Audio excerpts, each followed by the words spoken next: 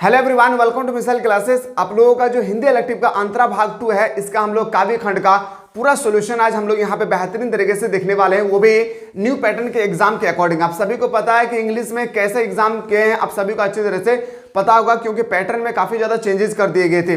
Finally आज मैं आपके सामने जो लेकर आए हैं तो न्यू पैटर्न के अकॉर्डिंग होगी। पैसेंस बनाकर रखिए, बेहतरीन तरीके से इस वीडियो को देखिए और चैनल पर नए आए तो चैनल को सब्सक्राइब करके बेल आइकन को जरूर प्रेस करें, ठीक है। और अभी हम लोग जो देख रहे हैं ये हम लोग का ऑब्जेक्टिव है। हम लोगों का भी सब्जेक्टिव में 3 कैटेगरी में डिवाइड करना है। सब्जेक्टिव का लिटरेचर सेक्शन देखना है, लिटरेचर सेक्शन के बाद हम लोग का निबंध लेखन देखना है, पत्र लेखन देखना है, फिर हम लोग को क्वेश्चन आंसर भी देखना है। और क्वेश्चन आंसर एकदम कहानी के अकॉर्डिंग होना चाहिए, स्टोरी के अकॉर्डिंग, क्योंकि कहीं से भी क्वेश्चन पूछे तो जैसे हमसे ना छूटे। देखिए वहां पे इंग्लिश था ना, इसलिए स्टूडेंट को समझ में नहीं आया था, लेकिन हिंदी तो आप पढ़ के समझ सकते कि एक्चुअली क्या कहना चाहता है। तो उसी के बेस के अकॉर्डिंग हम लोग सब्जेक्टिव क्वेश्चन को डिस्कस करते हैं। पहले हम लोग हिंदी का ऑब्जेक्टिव जो क्वेश्चन है उसको हम लोग पहले देखते हैं। पहला है कि क्वेश्चन है कि देवसेना का गीत कविता परसा जी के किस नाटक से लिए गए हैं। तो आप लोगों को सभी को अच्छी तरह से पता है, स्कंदगुप्त से लिए गए। कहां से? स्कंदगुप्त से लिए गए। तो ऑप्शन नंबर क्या जाएगा मेरे भाई? ऑप्शन नंबर आपका 20 द राइट आंसर होगा। देवसेना कौन थी, इसमें आपको बताना है देवसेना कौन थी। ये होता है सर न्यू पैटर्न के अकॉर्डिंग, याद रखिएगा ये होता है न्यू पैटर्न के अकॉर्डिंग। तो आपको बताना है कि देवसेना कौन थी। राजा बंधु वर्मा की बहन क्या थी? राजा बंधु वर्मा की बहन। अगर ये क्वेश्चन आ जाए, अगर स्टूडेंट्स अगर इसको देख ले पेपर में तो वो कहेंगे सर ये क्वेश्चन आपने पढ़ाया ही नहीं था। मेरे भाई जब स्टोरी पढ़ेंगे तो सारा चीज आपको समझ में आ जाएगा। मेरी यात्रा पर लेती थी निर्वाता अंत अगड़ाई का आशय क्या है? तो बताएंगे सर इसका आशय होता है देवसेना एकांकी जीवन जी रहे थे। जो देवसेना है वो बिल्कुल अकेलापन से जीवन जी रहे थे। मैं बीच बीच में स्टोरी को भी थोड़ा सा एक्सप्लेन करूंगा, एक्सप्लेन करता चलूंगा, ये भी आप लोगों को ध्यान रखना है। देवसेना की हार या निराश का क्या कारण थे? जब देवसेना हार गए थे, उसकी निराश हो गए थे, उसका क्या कारण था? तो कारण था संघर्ष भरा जीवन। ये संघर्ष जिंदगी जो है बहुत ही संघर्ष है। सौजीनों की मृत्यु, स्कंदगुप्त द्वारा उसके प्रेम को अस्वीकार कर देना। बोल सकते हैं सर ऑप्शन नंबर डी इसका राइट आंसर हो जाएगा। नेक्स्ट क्वेश्चन पे आते हैं सर। अगला क्वेश्चन हमारे पेपर में, देवसेना आश्रम में किसके साथ रहती थी? जो देवसेना है वह आश्रम में किसके साथ रहती थी? अगर ये भी क्वेश्चन आपके पेपर में आ जाए तो ये भी आपको लगेगा कि ये न्यू क्वेश्चन है। बिल्कुल न्यू क्वेश्चन नहीं है, आप ही का स्टोरी, यानी जो आप लोगों का देवसेना का गीत है उसी की स्टोरी से भी क्वेश्चन लिए गए हैं। तो बताएंगे सर क्या होगी? पर्णदत्त के साथ। क्या जाएगी? पर्णदत्त के साथ। ऑप्शन नंबर आपका बिल्कुल सही तो हो जाएगा ए। चलिए सर अगला क्वेश्चन पे आते हैं। नेक्स्ट क्वेश्चन है सर हमारे पेपर में क्वेश्चन नंबर 1 कि कर्नेलिया का गीत कविता प्रसाद जी के किस नाटक से संबंधित है? तो बताएंगे सर ये चंद्रगुप्त से। देखिए मेरे भाई एक बात मैं बता दूं आप लोगों को, यहाँ पे क्वेश्चन डिस्कस करवाया था, पहला ही क्वेश्चन था, आप लोगों को देखना है। यहाँ पे मैंने बताया था आप लोगों का स्कंदगुप्त। किसका? देवसेना का अगर गीत आपसे पूछा जाएगा तो स्कंदगुप्त। एक बार अच्छी तरह से इसको देख लेना है। अगर मैं बात करूं आप लोगों का आपका कर्नेलिया का गीत, तो आपको कर्नेलिया का गीत आपको याद रखना होगा चंद्रगुप्त। क्या याद रखना होगा? चंद्रगुप्त। अगला क्वेश्चन कि कर्नेलिया कौन थी? आप सभी को पता है कि कर्नेलिया के बारे में हम लोग ऑलरेडी डिस्कस कर चुके हैं, तो आपको बताना है कि कर्नेलिया कौन थी। तो कर्नेलिया क्या हो जाएगा मेरे भाई? याद रखिएगा सेल्यूकस की बेटी थी। कौन थे? कर्नेलिया कौन था? सेल्यूकस की बेटी के नाम था, याद रखिएगा कार्नेलिया। कार्नेलिया किस नदी के तट पर गीत गाती थी? जो कार्नेलिया है वो सिंधु नदी के किनारे जाकर गीत गाया करती थी। क्या करते थे? कार्नेलिया किस नदी के तट पर गीत गाती थी? सिंधु घाटी के तट पे। क्या आप लोगों को समझ में आ रहा होगा? चलिए अगला क्वेश्चन पे आते हैं। अगला क्वेश्चन है कि अरुण या मधुमेह देश हमारा भक्तिमय से क्या आशय है? तो बताएंगे सर क्या आशय होगी? भारत देश में लोग प्रेम पूर्ण माहौल में रहता है। बोल सकते हैं सर ऑप्शन नंबर आपका बिल्कुल सही तो हो जाएगी, ए इसका राइट आंसर हो जाएगा। कार्नेलिया का गीत कविता का मूल्य भाव क्या है? जो कार्नेलिया का गीत है इसका मूल्य, कविता का मूल्य भाव क्या है? तो बताएंगे सर भारत के गौरव को और विशेषताओं का बख्यान करना। मतलब बोल सकते हैं ऑप्शन नंबर क्या हो जाएगा? ऑप्शन नंबर आपका बिल्कुल सही तो हो जाएगी, आपका a is the right answer. Patience बना कर रखिए, सब्जेक्टिव क्वेश्चन को भी हम लोग अभी जस्ट में लेकर आने की कोशिश करूंगा। पहले हम लोग ऑब्जेक्टिव क्वेश्चन को देख लेते हैं। मुक्त छंद के प्रवर्तक कवि कौन माने गए हैं? तो मुक्त छंद के कवि, ये क्वेश्चन 2022 के पेपर में पूछा गया था मुक्त छंद के बारे में। तो बताएंगे सर सूर्यकांत त्रिपाठी निराला जी को। सूर्यकांत त्रिपाठी निराला जी को हम लोग मानते हैं क्या मेरे भाई? तो बोलेंगे सर मुक्त छंद के प्रवर्तक कवि, ठीक है। क्वेश्चन नंबर आते हैं सर। क्वेश्चन नंबर 2 है कि निराला द्वारा संपादित पत्रिका कौन सी है? इसमें आपको बताना है मतवाला। क्या बताएंगे मेरे भाई? मतवाला। ऑप्शन नंबर क्या हो जाएगा आपका? डी इसका राइट आंसर हो जाएगा। क्वेश्चन नंबर आते हैं 3 कि कवि सूर्यकांत त्रिपाठी निराला के बचपन का नाम क्या था? देखिए बहुत सारे ऐसा पोएट्री है जिसका बचपन का नाम आपसे पूछे जाएंगे, तो एक दो आपको कम से कम याद रखना होगा जो चर्चित में है। जैसे सूर्यकांत त्रिपाठी निराला क्या एक चर्चित पत्र है, आपका कवि है, तो उसको बताना होगा सूर्य कुमार। क्या नाम है? सूर्य कुमार। ऑप्शन नंबर क्या आ जाएगा सर? ऑप्शन नंबर सी इसका राइट आंसर हो जाएगा। चलिए सर अगला क्वेश्चन पे आते हैं। आ रहा है काल देखो, पंक्ति में काल का अभिप्राय क्या है? तो बताएंगे कल का मतलब होता है मृत्यु। क्या होती है? कल का मतलब होता है मृत्यु। क्वेश्चन नंबर आते हैं सर 5 में, भर गया है जहर से, में जहर से कवि का क्या तात्पर्य है? तो जहर से क्या कवि का तात्पर्य है? यहाँ पे ये क्वेश्चन आपसे पूछे गए हैं, तो बताएंगे सर जहर का मतलब होता है निराश। क्या हो जाएगी? जहर का मतलब होता है निराश। ऑप्शन नंबर 20 का राइट आंसर हो जाएगा। चलिए सर अगला क्वेश्चन पे आते हैं। क्वेश्चन नंबर नेक्स्ट है हम लोग का, सरोज स्मृति कविता की रचना किस वर्ष हुई थी? जो सरोज स्मृति है, इस कविता की रचना किस वर्ष हुई थी? आपसे यहाँ पे पूछे गए हैं, तो बताएंगे सरोज स्मृति की रचना हुई थी 1935 में। क्या हो जाएगी मेरे भाई? 1935 इसका बिल्कुल राइट आंसर हो जाएगा। सरोज का विवाह अमूल्य नवन क्यों है? देखिए आपसे पूछा गया जो सरोज का विवाह है उसमें आपको पूछा गया है कि सरोज का विवाह अमूल्य नवल क्यों है? तो बताएंगे सर क्या हो जाएगी? सादगी के कारण, पिता द्वारा पुष्प सेज तैयार करने के कारण, आत्मीय जनों की अनुपस्थिति के कारण। ऑप्शन नंबर क्या आ जाएगा? ऑप्शन नंबर आपका बिल्कुल सही तो हो जाएगा। ऑप्शन नंबर डी इसका राइट आंसर हो जाएगा। अगला क्वेश्चन पे आते हैं सर। क्वेश्चन नंबर जो हम लोग का 3 है, पूछा गया है कि सरोज के संदर्भ में किसका रूप नजर आता है? तो बताएंगे सर कवि की पत्नी का। किसका? कवि की पत्नी का। ऑप्शन नंबर क्या आ जाएगा? ऑप्शन नंबर आपका बिल्कुल सही तो हो जाएगा मेरे भाई। ऑप्शन नंबर आपका ए इसका राइट आंसर हो जाएगी। क्वेश्चन नंबर 4 है कि सरोज के विवाह पर कौन आमंत्रित थे? आपसे पूछा गया है कि सरोज के विवाह पर कौन आमंत्रित थे? ना तो समाज थे, ना ही मित्र बंधु थे, और ना ही आत्मीय जन थे। बोल सकते हैं सर इनमें से कोई नहीं। ऑप्शन नंबर डी इसका राइट आंसर हो जाएगी। अगला क्वेश्चन पे आते हैं सर, शकुंतला कौन थी? ये भी क्वेश्चन 2020 के पेपर में पूछा गया था कि शकुंतला कौन थी? तो बताएंगे जो शकुंतला थी ना, वो एक अभिज्ञान शकुंतला की नायिका थी। कौन है? अभिज्ञान शकुंतला की नायिका थी। क्या आप लोगों को समझ में आ रहा होगा? क्वेश्चन ऐसा ही आएगा, ठीक है, टेंशन नहीं लेना। इंग्लिश की तरह पैटर्न इसमें चेंज होगी, लेकिन उतना भी चेंज नहीं होगा जैसे आप लोगों का इंग्लिश में हुआ था, ठीक है। क्वेश्चन पे आते हैं कि सरोज का पालन पोषण कहाँ हुआ था? जो सरोज है उसका पालन पोषण हुआ था ननिहाल में। कहाँ पे हुए थे? ननिहाल में। ऑप्शन नंबर क्या हो जाएगा मेरे भाई? ऑप्शन नंबर 20 का राइट आंसर होगी। जलद शब्द का पर्यायवाची शब्द क्या है? देखिए आपसे पूछा है कि जलद शब्द का पर्यायवाची शब्द जो होती है ना, वो हो गया आप लोगों का बादल। क्या हो जाएगी? बादल। Option number 20 C is the right answer हो जाएगा। अगला क्वेश्चन है कि उर शब्द का क्या अर्थ है? आपसे पूछा गया उर का मतलब होता है हृदय। क्या होता है? हृदय। याद रखिएगा। ऑप्शन नंबर क्या आ जाएगा आपका? ऑप्शन नंबर आपका D is the right answer होगा। भर जलद धारा के को जयु अपार में कौन सा अलंकार है? देखिए अलंकार से पूछे गए तो बताए पुनर्विक्ति प्रकाश अलंकार किसे कहते हैं? जब एक ही शब्द को बार बार प्रयोग की जाती है, जैसे पानी पानी, दिन जल्दी जल्दी ढलता है, तो दिन जल्दी जल्दी, तो जल्दी जल्दी क्या? पुनर्विक्ति प्रकाश अलंकार। तो आपसे पूछा गया यहाँ पे जयो, देखिए यहाँ पे आधा ज दिख रहा है, तो बताएंगे सर उत्प्रेक्षा। क्या हो जाएगी? उत्प्रेक्षा। ऑप्शन नंबर क्या आ जाएगा? ऑप्शन नंबर सी इसका राइट आंसर होगी। और अलंकार से संबंधित मैं ऑलरेडी एक वीडियो बना चुका हूँ आपके पेपर में, अलंकार से एक क्वेश्चन आएगी। अगर आप चाहते हैं कि एक क्वेश्चन हमारे पेपर में हमारे हाथों से ना छूटे, तो अलंकार का इस ट्रिक को बिल्कुल आप लोग देख लीजिएगा एक बार, ठीक है, क्योंकि अलंकार से रिलेटेड एक ही क्वेश्चन आएगा। अगला क्वेश्चन पे आते हैं सर, कनपा अधोरा पर थर थर। देखिए यहाँ पे आपसे क्या पूछा गया है? थर थर। जब एक ही शब्द का बार बार प्रयोग किए जाएंगे तो समझ जाना है कौन सा अलंकार है? पुनर्विक्ति प्रकाश अलंकार। क्या हो जाएगी? पुनर्विक्ति प्रकाश अलंकार। जब एक शब्द को हम लोग बार बार प्रयोग करते हैं तो इसको हम लोग बोलते हैं पुनर्विक्ति प्रकाश अलंकार। ऑप्शन नंबर ए इसका राइट आंसर हो जाएगा। क्वेश्चन नंबर नेक्स्ट पे आते हैं सर। अगला क्वेश्चन है हमारे पेपर में कि कवि आज्ञा किस काव्य धारा के जनक कवि माने जाते हैं? जो कवि आज्ञा जो है तो बताएंगे सर प्रयोगवादी। क्या? प्रयोगवादी। ऑप्शन नंबर क्या आ जाएगा? ऑप्शन नंबर आपका बिल्कुल सही हो जाएगी। D is the correct answer. Question number आते हैं सर 2 पे, आज्ञा को कितने नावों में कितने बार के लिए में किस पुरस्कार से सम्मानित किया गया था? तो बताएंगे सर ज्ञानपीठ पुरस्कार। आज्ञा जो थे हम लोग का, उनको याद रखिएगा मेरे भाई, सूर्य का जो आप लोग का ज्ञानपीठ पुरस्कार उनसे सम्मानित किए गए हैं। क्वेश्चन नंबर आते हैं सर 3 पे कि आज्ञा का प्रथम उपन्यास कौन सा है? तो आज्ञा जी ने ऐसे तो बहुत सारे लिखे हैं, पर आपसे पूछा गया प्रथम उपन्यास शेखर एक जीवन। क्या हो जाएगी? शेखर एक जीवनी। ऑप्शन नंबर ए इसका राइट आंसर हो जाएगा। अगला क्वेश्चन पे आते हैं सर। अगला प्रश्न है, यदि अकेला कविता में कवि व्यक्ति को किससे जोड़ना चाहता है? यदि अकेला कविता में व्यक्ति को कवि जोड़ना चाहता है अपने समाज से। किससे? अपने समाज से जोड़ना चाहता है। यदि अकेला कविता के माध्यम से कवि क्या कहना चाहता है? कवि कहना चाहता है कि व्यक्ति समाज के बिना अधूरा है। बिल्कुल, अगर समाज नहीं रहेगी तो याद रखेगा व्यक्ति जो है ना, व्यक्ति कहाँ से रहेगी? अगर व्यक्ति ही नहीं रहेगी तो फिर समाज कहाँ रहेगी? तो इसी तरह से कह रहा है क्या कि व्यक्ति समाज के बिना अधूरा है। समाज व्यक्ति के बिना समर्थवान नहीं हो सकती है। व्यक्ति की शक्ति की सार्थकता समाज के साथ जुड़ने में ही है। बोल सकते हैं सर ऑप्शन नंबर क्या आ जाएगी, ऑप्शन नंबर डी इसका राइट आंसर होगा। यह दीप अकेला कविता किस काव्य संग्रह से ली गई है? ये क्वेश्चन बहुत इंपॉर्टेंट है। बाबरा हैरी, क्या हो जाएगी मेरे भाई, बाबरा हैरी। अगर ये क्वेश्चन आपके पेपर में कल आ जाए और आप नहीं पढ़ेंगे तो आपको लगेगा कि सर ने आपने नहीं बताया। मेरे भाई जब आप स्टोरी नहीं पढ़ेंगे ना तो आपको कुछ भी समझ में नहीं आएगा, चाहे आप कोई भी सब्जेक्ट लो। कितना रट्टा लगाएंगे बताइए।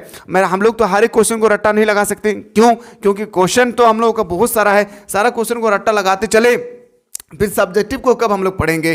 तो कोशिश कीजिए, आने वाले जनरेशन जो होगी उन लोगों को सलाह दीजिए कि आप लोग कोशिश कीजिए थ्योरी लेक्चर को पढ़कर समझना, क्योंकि जब थ्योरी लेक्चर पढ़कर समझ लेंगे ना तो क्वेश्चन कहीं से भी पूछेगी, आप इजीली से उसको सॉल्व कर सकते हैं। क्वेश्चन है कि मैंने देखा एक बूंद कविता में कवि ने किसका महत्व प्रतिपादित किया है? तो बताएंगे सर, याद रखिएगा क्षण का। क्या हो जाएगी? क्षण का। मैंने देखा एक बूंद कविता का मूल्य भाव क्या है? तो बताएंगे, याद रखिएगा उपयुक्त सभी। ऑप्शन नंबर डी इसका राइट आंसर होगा। जब मनुष्य रूपी बूंद सागर रूपी संसार से पृथक होती है तो विराट सत्ता के सम्मुख उसे क्या महसूस होती है? तो एक तरह का बताएंगे सर, ऑप्शन नंबर क्या आ जाएगी, ऑप्शन नंबर डी इसका राइट आंसर हो जाएगा। नेक्स्ट क्वेश्चन पे आते हैं सर। अगला प्रश्न है, किस शहर में वसंत अचानक आता है? आप सभी को पता है, ये क्वेश्चन ब्लूप्रिंट में भी पूछा गया था। यस या नो बताइए। ये क्वेश्चन आपके ब्लूप्रिंट के पेपर में भी पूछा गया था। क्या पूछा गया था? किस शहर में बसंत आता है? याद रखिएगा, बसंत से ब से वसंत और व से बनारस। बनारस शहर में अचानक बसंत आ जाती है। किस मोहल्ले से धूल का बंटवार आता है? तो बताएंगे सर, वह लहर तारा हो जाएगा। क्या हो जाएगी? लहर तारा। ऑप्शन नंबर ए इसका राइट आंसर हो जाएगा। चलिए सर नेक्स्ट क्वेश्चन पे आते हैं। अगला क्वेश्चन हमारे पेपर में कि किसकी आंखों में अजीब सी नमी आ गई? जब बंदर थे ना, बंदर, उसकी आंखों में नमी आ गई थी। सर क्यों नमी आया था? क्योंकि देखिए वसंत की ऋतु आ रही है। जब बंदर गंगा नदी के किनारे जाकर बैठते थे, अब बसंत की ऋतु आ गई है, लोग घूमने फिरने के लिए आएंगे तो बंदरों को वहां से भागना पड़ेगा, नहीं तो बंदरों को लोगों को मारेंगे। साथ ही साथ यहाँ पे जो बसंत ऋतु आती है, अचानक जब बसंत ऋतु आती है तो जो भिखारियां होती है उसके कटोरे भी चमकना शुरू हो जाते हैं। क्यों चमकते हैं? क्योंकि देखिए बसंत ऋतु में लोग घूमने के लिए जाते हैं और घूमने के जाने के समय वो लोगों को, वो भिखारियों को पैसा देते हैं, इसलिए उसके कटोरा चमकता नजर आता है। याद रखना है, स्टोरी को भी आपको देखते रहना है। बनारस में किसकी खंडाऊ आज भी जयो की तयो यथा स्थान रखी हुई है? तो बताएंगे सर किसका? तो तुलसीदास का। क्या आ जाएगी? जब आप जाएंगे बनारस तो तुलसीदास का आप देखेंगे क्या खंडाओ आज भी देखिएगा वैसा ही रखा हुआ है। क्वेश्चन नंबर नेक्स्ट पे आते हैं सर कि बनारस कविता के कवि का नाम क्या है? ये बहुत इंपॉर्टेंट है कि बनारस कविता के कवि का क्या नाम है। तो याद रखिएगा केदारनाथ सिंह। क्या हो गया मेरे भाई? केदारनाथ सिंह। ऑप्शन नंबर क्या आ जाएगा? ऑप्शन नंबर आपका बिल्कुल सही तो हो जाएगी, बी इसका राइट आंसर हो जाएगी। चलिए सर नेक्स्ट क्वेश्चन पे आते हैं सर। अगला क्वेश्चन है कि कवि के प्रश्न पर बच्चे के उधर उधर कहने का क्या अभिप्राय है? बच्चे जब कह रहे थे कि उधर उधर, तो उसका मतलब होता है कि पतंग उसी दिशा में उड़ रही है। क्या? पतंग जो है उसी दिशा में उड़ रही है, इसलिए बच्चे कहते थे उधर उधर। दिशा कविता का मूल्य भाव क्या है? जो दिशा कविता है उसका मूल्य भाव यहाँ से पूछे गए हैं। बच्चे यथार्थ को अपने ढंग से देखते हैं। बोल सकते हैं सर ऑप्शन नंबर ए इसका बिल्कुल राइट आंसर हो जाएगा। नेक्स्ट क्वेश्चन पे आते हैं सर। अगला क्वेश्चन है, क्वेश्चन नंबर नेक्स्ट पे आते हैं सर कि एक कम कविता के कवि कौन है? एक कम कविता के कवि कौन है यहाँ पे आपसे पूछे गए हैं। तो बताएंगे सर इसका राइट आंसर हो जाएगा विष्णु खरे। आप सभी को पता है ना, एक कवि है ना, एक कविता है ना, एक कम कविता। याद रखिएगा, एक कम कविता का आपसे पूछा गया है कि कवि कौन है। तो देखिए मेरे भाई कवि कौन है आपसे यहाँ पे पूछे गए हैं, क्या हो जाएगी? याद रखिएगा इसका राइट आंसर होगा क्या? विष्णु खरे जी। कौन हो जाएगा मेरे भाई? विष्णु खरे जी। ठीक है, अगला देखते हैं सर, कविता में कवि ने किसके प्रति सहानुभूति दिखाती है? ये भी क्वेश्चन आपके याद रखिएगा ब्लूप्रिंट में और प्री बोर्ड के एग्जाम में ये क्वेश्चन पूछे गए थे। तो बताएंगे सर इसका राइट आंसर होगा ईमानदार के प्रति। क्या हो जाएगी? ईमानदार के प्रति। ऑप्शन नंबर सी इसका राइट आंसर हो जाएगा। क्वेश्चन है कि विष्णु खरे का जन्म कब हुआ था? जो विष्णु खरे जी है इसका जन्म कब हुआ था? तो बताएंगे सर, याद रखिएगा इसका जन्म जो हुई थी 1940 को इसका जन्म हुआ था। कब हुई थी मेरे भाई? 1940 को इसका बिल्कुल जन्म हुई थी। क्वेश्चन नंबर नेक्स्ट पे आते हैं सर, समाज में किस तरह के लोग संपन्न धनी बनते जा रहे हैं? तो बताएंगे सर जो धोखेबाज होते हैं वह बिल्कुल धनी बन रहे, क्योंकि धोखा से हम पैसा कमा सकते हैं तो हम अमीर बन जाएंगे। जो बेईमानी करता है वो भी एक तरह का अमीर बन रहा है। स्वार्थी जो अपने सिर्फ देखता है, लोगों को नहीं देखता है, तो वो भी एक तरह का क्या है? तो बोल सकते हैं सर धनी व्यक्ति है। तो ऑप्शन नंबर क्या आ जाएगी, ऑप्शन नंबर डी इसका राइट आंसर होगा। ये भी आपके ब्लूप्रिंट के एग्जाम में पूछे गए थे। कहाँ पे मेरे भाई, ब्लूप्रिंट के एग्जाम में यहाँ पे पूछे गए थे, ठीक है, इसको भी आप लोगों को ध्यान रखना है। क्वेश्चन नंबर नेक्स्ट पे आते हैं सर। अगला क्वेश्चन है कि निम्नलिखित में से कौन सी रचना विष्णु खरे की नहीं है। देखिए आपसे पूछा गया है कि 4 दिए गए, इनमें से एक विष्णु खरे का रचना नहीं है, बाकी तीनों है। तो जो नहीं है वो आपसे पूछे गए। एक कम तभी हम लोग डिस्कस किए, सत्य भी अभी हम लोग डिस्कस किए खुद अपनी आंख से। ये भी विष्णु खरे द्वारा लिखा गया है। विप थागा क्या जगह, विप थगा। ऑप्शन नंबर क्या आ जाएगा, ऑप्शन सी इसका राइट आंसर होगा। विष्णु खरे ने ये नहीं लिखा है। कविता के आधार पर 1947 के बाद किसका प्रभाव अधिक है। तो बताएंगे सर किसका प्रभाव अधिक देखने को मिलता है, धोखेबाज का। क्योंकि जब भी देश आज़ादी हुई थी उसके बाद से अधिकतर हम लोगों को धोखेबाज दिख रहा है। सब लूटने के चक्कर में लोगों को बुड़बक बनाते हैं। अगला क्वेश्चन पे आते हैं सर 7 नंबर में। कविता के आधार पर कौन व्यक्ति आत्मनिर्भर और मालामाल है। आपसे पूछा गया है तो धोखेबाज। कविता के आधार पर कौन व्यक्ति आत्मनिर्भर और मालामाल है, तो धोखेबाज। देशभक्ति तो हो नहीं सकता है, ईमानदार व्यक्ति तो हो नहीं सकते, इनमें से सभी होगा नहीं। तो धोखेबाज व्यक्ति एक अमीर बन सकता है किसी को धोखा दे करके। अगला क्वेश्चन पे आते हैं सर। नेक्स्ट क्वेश्चन है, क्वेश्चन नंबर हम लोग का 1 नंबर। साहित्य कविता के आधार पर बताए कि विदुर किसका प्रतीक है। विदुर किसका प्रतीक है, तो बताएंगे सर सत्य का। क्या हो जाएगी, सत्य का। यह भी क्वेश्चन आपके ब्लूप्रिंट के एग्जाम में पूछे गए थे। पांडवों को माता का क्या नाम था, जो पांडव थे इसकी माता का नाम था कुंती। क्या नाम था मेरे भाई, कुंती नाम था। ऑप्शन नंबर क्या हो जाएगा, ऑप्शन नंबर बी इसका राइट आंसर हो जाएगी। चलिए सर अगला क्वेश्चन पे आते हैं। क्वेश्चन नंबर नेक्स्ट है सर, सत्य कविता में किस युद्ध का वर्णन है। जो सत्य कविता है इसमें महाभारत का युद्ध है। और ये महाभारत का युद्ध अगर आपसे पूछा जाएगा तो 18 दिन कहाँ पे हुआ था, तो बताएंगे सर कुरुक्षेत्र में। हो सके कहीं से भी क्वेश्चन आए तो जैसे छूटना नहीं चाहिए, ठीक है। चलिए अगला क्वेश्चन पे आते हैं। और हिंदी इंग्लिश पेपर का अगर किसी को अगर खराब गया होगा तो आप लोग एक पेपर के चलते चारों पेपर को और खराब ना करें, पढ़ाई पे ध्यान रखें, ठीक है।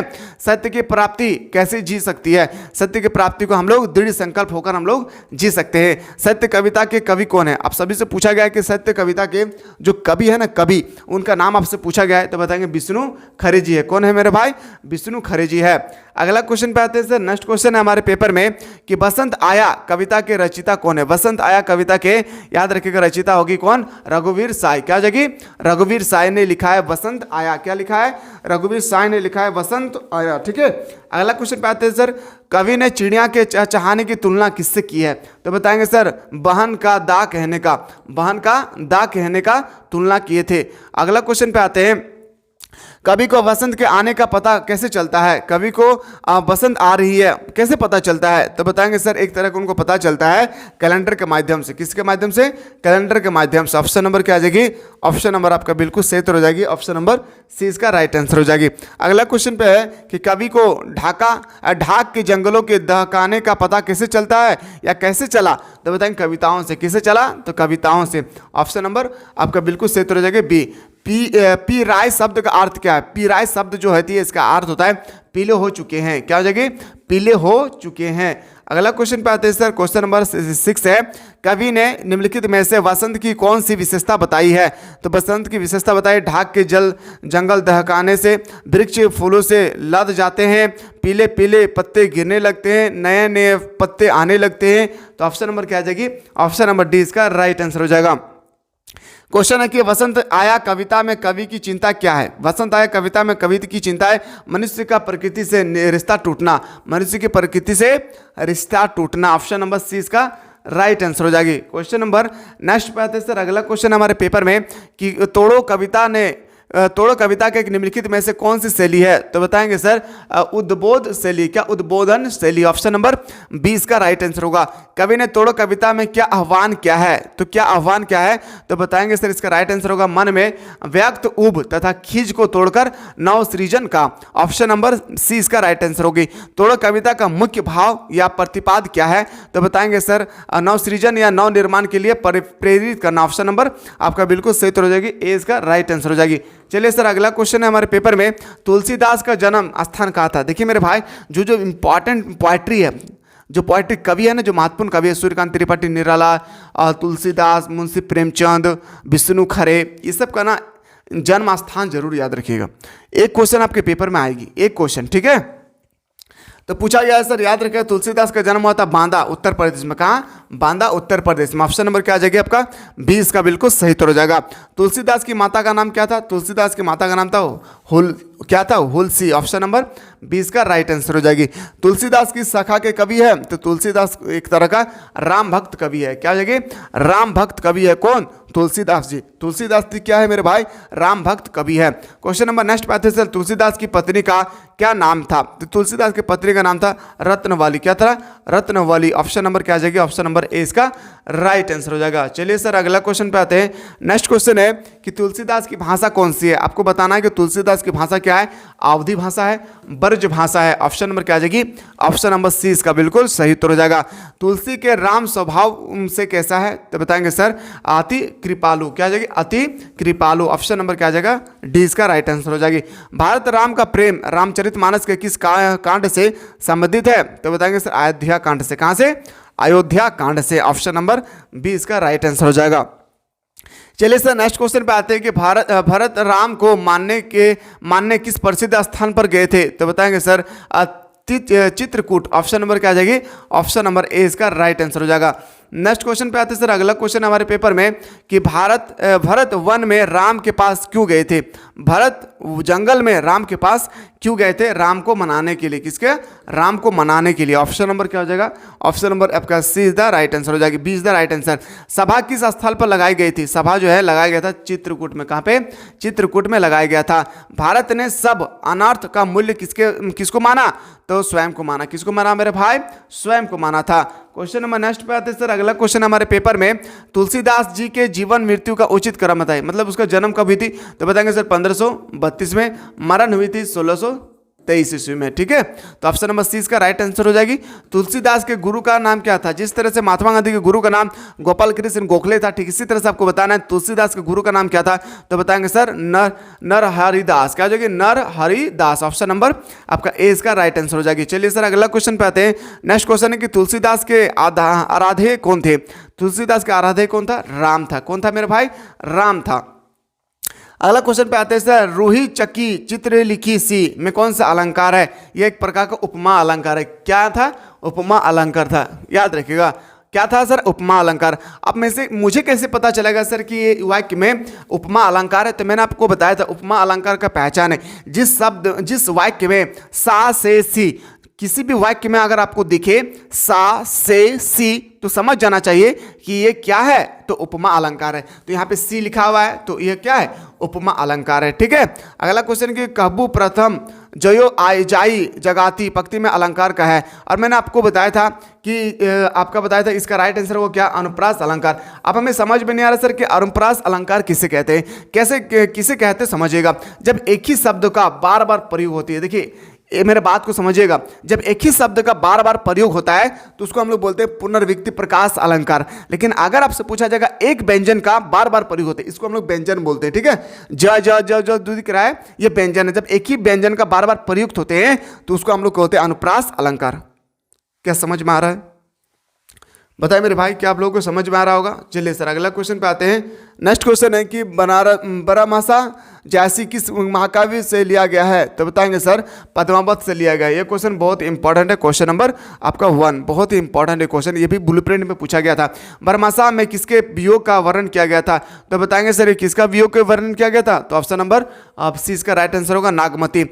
अगहन मास में दिन और रात की स्थिति कैसी होती है? तो अगहन मास में दिन छोटी होती है और रात बड़ी होती है। क्या होती है? दिन छोटी होती है और रात बड़ी होती है अगहन महीना में। ठीक है, अगला क्वेश्चन पे आते हैं। नेक्स्ट क्वेश्चन है सर कि अगहन माह में सभी अपने घरों में क्या क्या तैयारियां करने लगते हैं? तो सभी तैयारी करते हैं, अपने घरों को गर्म कपड़े निकालने लगते हैं। अगहन महीना मतलब ठंडा महीना जो अभी चल रहा है। नागमती का खोया हुआ रूप रंग कैसे वापस आ सकता है? तो बताएंगे सर कैसे होगा? रत्नसेन के वापस आने पर। ऑप्शन नंबर सी इसका राइट आंसर होगा। नागमती कौन सी आग जला रही थी? नागमती को कौन सी आग जला रही थी? तो बताएंगे सर विरह की। किसकी आग जला रही थी? विरह की। क्वेश्चन नेक्स्ट है कि अगहन के बाद कौन सी महीना आता है? अगहन महीना के बाद पूस महीना आता है। क्या आता है? अगहन महीना के बाद पूस महीना आता है। उसके बाद माघ माह आता है। चकवा और चकवी का मिलन कब होता है? चकवा और चकवी का मिलन होता है दिन में। कब होती है मेरे भाई? दिन में इसका मिलन हो जाती है। नागमती ने विरह को किसकी संज्ञा दी है? नागमती ने विरह को बाज की संज्ञा दी है। किसकी? बाज की संज्ञा दी है। नागमती की हड्डियां विरह में कैसे हो गई? तो बताएंगे सर शंख की तरह खोखली हो गई थी। ठंडी में शंख की तरह खोखली हो गई थी। चलिए अगला क्वेश्चन पे आते हैं। नेक्स्ट क्वेश्चन है सर, माघ महीने में नागमती की क्या स्थिति है? माघ महीने में नागमती की क्या स्थिति है? रुई के समान जलने लगती है। रुई के समान जलने लगती है। राजा रतनसेन से बिछड़ने के बाद नागमती कैसे रहती थी? तो बताएंगे सर वह ना तो श्रृंगार करती थी और ना ही आभूषण पहनती थी। न वह मेकअप करती थी, ना ही वह आभूषण पहनती थी। ऑप्शन नंबर क्या आ जाएगा? Of course is the right answer. वह ना रंगीन और वस्त्र पहनती थी, वह रंगीन वस्त्र भी नहीं पहनती थी, वह वियोग में रहती थी। ऑप्शन नंबर क्या हो जाएगा मेरे भाई? ऑप्शन नंबर डी इसका राइट आंसर हो जाएगा। नेक्स्ट क्वेश्चन पे आते हैं सर। क्वेश्चन नंबर जो 13 है कि नागमती विरह की अग्नि में जलकर क्या बन गई है? तो बताएंगे सर राख। क्या हो जाएगी मेरे भाई? राख इसका बिल्कुल सही उत्तर हो जाएगी। बरमासा पाठ के पदों की भाषा कौन सी है? तो इसके भाषा का पदों थी, याद रखिएगा, अवधि भाषा। क्या हो जाएगी? अवधि भाषा। शौचान शब्द का क्या अर्थ होती है? शौचान शब्द का अर्थ होता है बाज। क्या हो जाएगी मेरे भाई? बाज इसका बिल्कुल सही उत्तर हो जाएगा। क्या आप लोगों को समझ में आ रहा होगा? जल्दी से बताएं, क्या आप लोगों को समझ में आ रहा है मेरे भाई? जल्दी से बता दीजिए एक बार कि सर हम लोगों को समझ में आ रहा होगा। अगला क्वेश्चन पे आते हैं सर कि विद्यापति के पदों का नायक नायिका कौन है? तो बताएंगे सर राधा कृष्ण। क्या हो जाएगी? राधा कृष्ण। विद्यापति के पदों में नायिका अपने नायक के पास क्या भेजना चाहती है? तो बताएंगे सर पत्र भेजना चाहती है। राधा किस महीने में कृष्ण के वियोग की पीड़ा सहने में असमर्थ थे? तो बताएंगे सर सावन महीना में। सावन महीना में जो है पीड़ा कष्ट को सहने में असमर्थ हो गए थे। नेक्स्ट क्वेश्चन है, राधा का मन अपने साथ कौन ले गया? तो राधा का जो साथ है अपने मन में ले गया था कौन? तो बताएंगे सर कृष्ण ले गया था। क्या था? कृष्ण ले गया था। सॉल्यूशन यहीं पे हम लोग क्लास को रोकते हैं, पेन हो रही है, ठीक है। अब हम ना यहीं से हम लोग डिस्कस करेंगे, खास करके हम लोग मेनली जो बात करेंगे ना न्यू पैटर्न के अकॉर्डिंग आप लोग का सब्जेक्टिव क्वेश्चन जो होगी वो हम लोग ध्यान देंगे, ठीक है। जो सब्जेक्टिव क्वेश्चन होगा उसको हम लोग यहीं से हम लोग कोशिश करेंगे यहीं से हम लोग करने की, ठीक है। वीडियो को जितना ज़्यादा हो सके शेयर कर दीजिएगा। मिलते हैं इसी तरह से सब्जेक्टिव प्रश्न में।